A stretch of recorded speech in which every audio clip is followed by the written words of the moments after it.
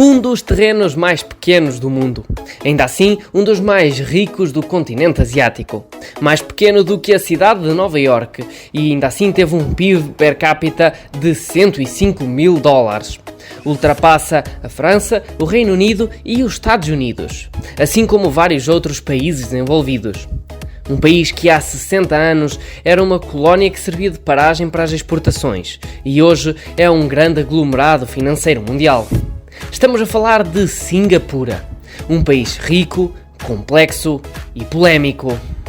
Um plano socioeconómico desenvolvido e mantido com consistência durante décadas pelo Partido de Ação Popular, partido que está em poder desde 1965 no país.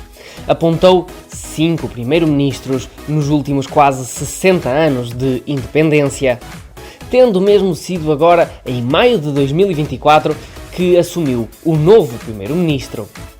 Se pudermos pôr de parte todas as questões políticas que envolvem este país e olharmos pelo prisma económico, estamos perante um caso de estudo, um exemplo de transformação económica e criação de um tecido económico tecnológico e robusto.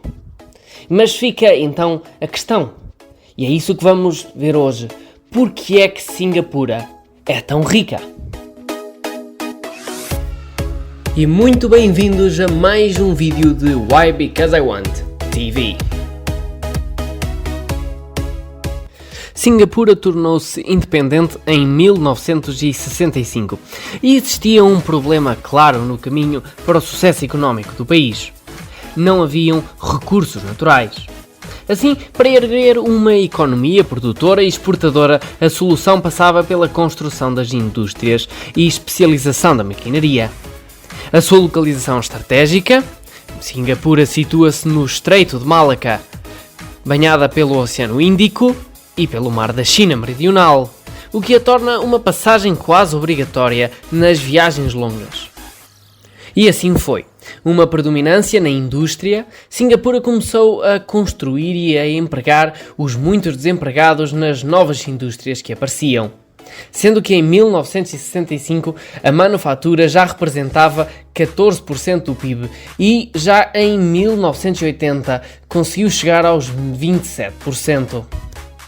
Foi na década de 80 que Lee Yu, primeiro-ministro da época, desenhou a estratégia que iria trazer os resultados que hoje vemos. Lee considerava que, para o país prosperar, seria necessário um sistema financeiro e legal forte e estável.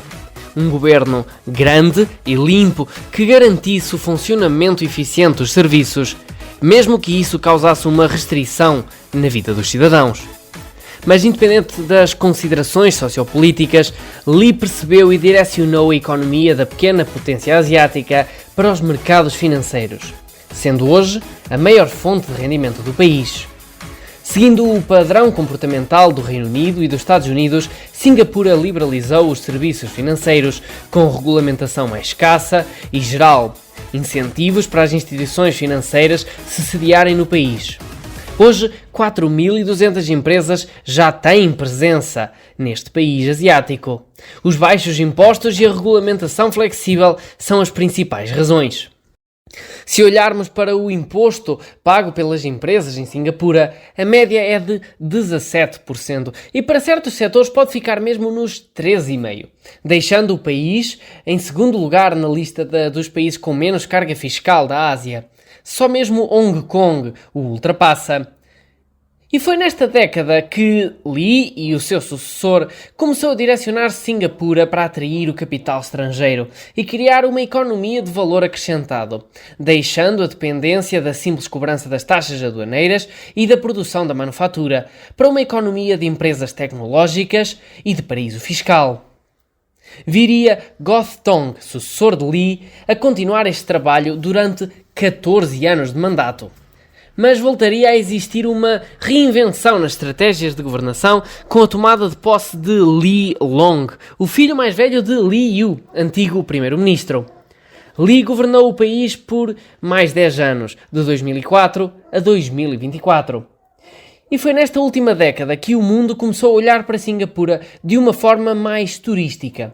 Foi este o objetivo: tornar o país mais apetecível para viver ou visitar. E assim começaram a chegar os resorts, os arranha-céus sugestivos e os casinos. Singapura tornou-se um destino de valor para os ricos e super ricos que podem aproveitar os luxos dos resorts, a ativa vida noturna ou mesmo as grandes atrações turísticas. Esta estratégia foi bem sucedida. Em 2004 existiam 420 mil milhões de euros a serem geridos no país. Já em 2022 o número figurava nos 3,6 bilhões de dólares.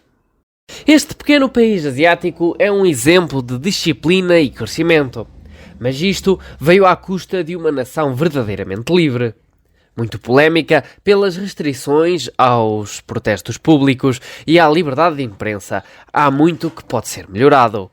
Olhando de um prisma puramente económico, como foi o objetivo deste vídeo, chegamos a conclusões positivas e a uma clara vantagem da estabilidade dos governos e da manutenção das estratégias governativas. Mas quando analisamos um país, um regime ou um contexto em geral, tem de se ter em consideração os vários fatores. Mas essa análise completa à grande economia e sociedade deste país asiático não é tarefa fácil, nem para este vídeo. Conclusões tiradas, só resta dizer obrigado por teres visto o vídeo até ao fim e se gostas deste tipo de conteúdo, inscreve-te no canal.